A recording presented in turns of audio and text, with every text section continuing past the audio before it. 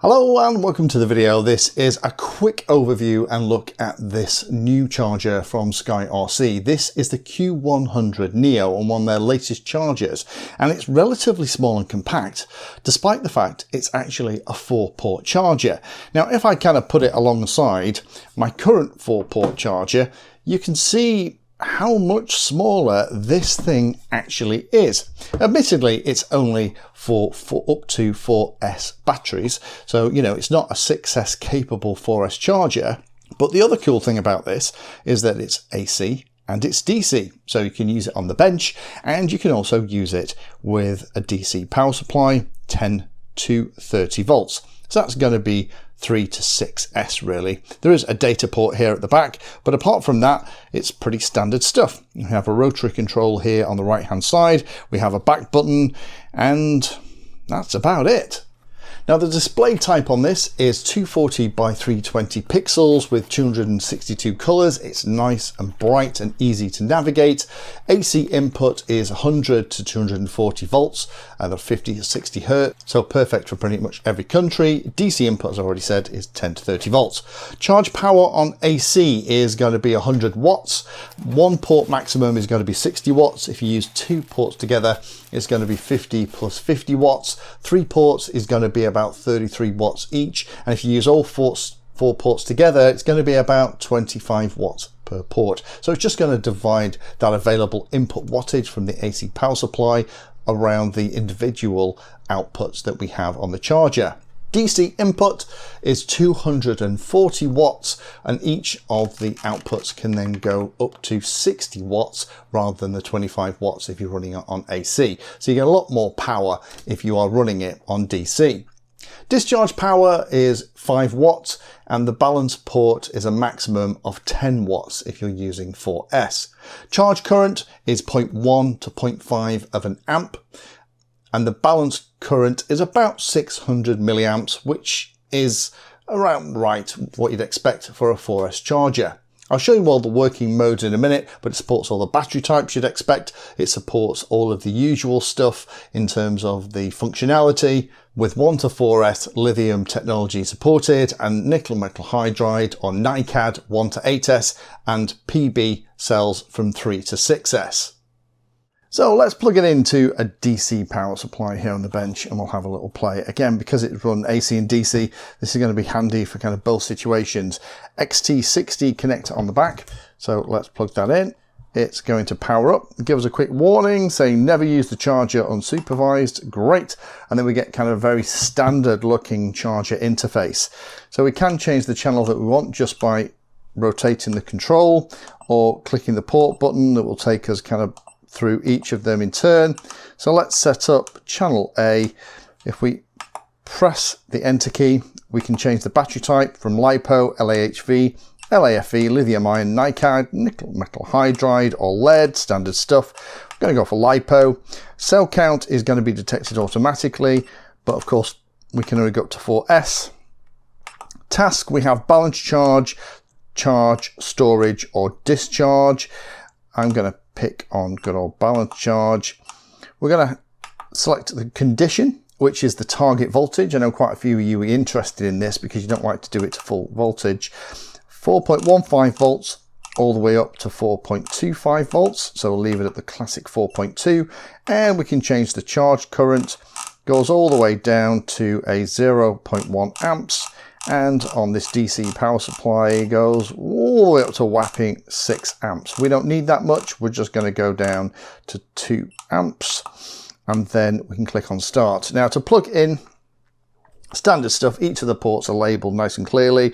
Only XT60 connectors, so you're going to need adapters if you have anything else.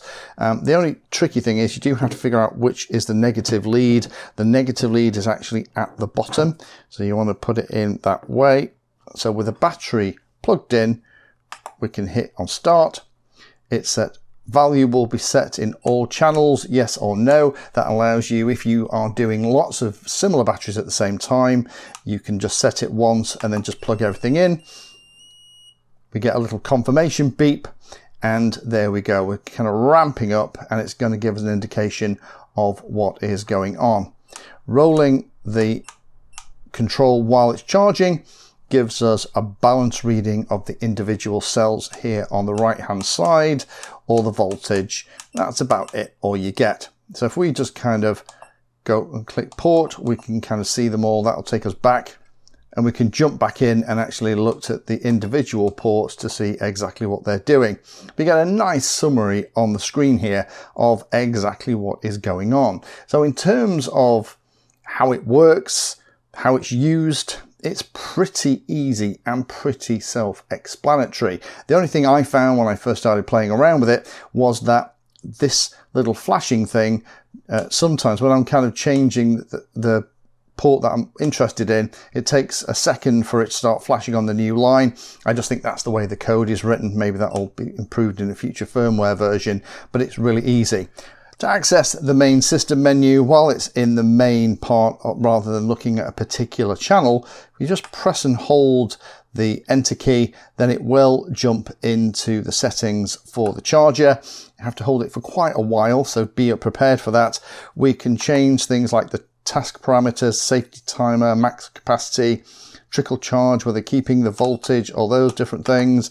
You have the ability to change your preferences for the input power, the brightness of all the different pieces, how noisy things like the beeper are, DC power, what the voltage cutoff's going to be, what the current, maximum current is, a QR code to the user guide, and then the ability to do things like factory settings, as well as do system update, which includes things like, you can also update your firmware and other things like that in here as well.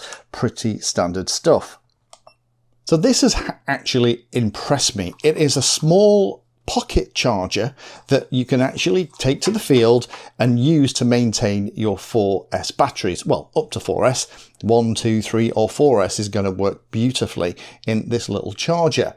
And I love the fact that it means that you can have one charger that will sit on your bench and also go to the field. Now, if you're new to the hobby, then a 4-port charger will seem like absolute overkill. But for those of us who've been in the hobby for a while, you'll find that you'll spend a couple of hours before a flying day just charging batteries, and being able to do 4 at once can dramatically reduce the amount of time you sat waiting for everything to finish. There's only a couple of things to be aware of with this. Only 4S ports is obviously the big headline here. I'm not sure, maybe they do a 6S version as well as this. I imagine it'll be physically a little bit larger because you'll need a little bit more power for the outputs. But in terms of most pilots that I know, 4S is going to be absolutely loads. Sadly, there isn't any USB charging output. That's the only thing that's missing on here for me. Having some kind of USB port which is going to be able to run some kind of charger from, because things like FPV goggles, radios, action cameras, all kinds of stuff also needs charging at the field. This does not have that facility. And the only last thing is that it doesn't come with any kind of carry case. Having some kind of soft case to pop it in would just protect that screen from getting scratched. This is absolutely a fingerprint magnet. I haven't taken off my protective doohickey yet because I'm going to keep this in my bag and use it at the field for those 4S batteries. It's going to be incredibly useful just to keep all that stuff topped up and managed at the field when I go out to fly. So if you're looking for a really compact pocket 4S capable charger, SkyRC has your back, and with all the features in here, it's a good solid 4S4 battery capable charger that you can use pretty much anywhere. Thank you for watching my video. Check out the playlist, and adding Pedantry 360 to your search terms will help you find my content. If you haven't done so already, please hit the like and subscribe button. It helps a lot. You can support the time I spend here answering questions and helping others by using the links in the video description.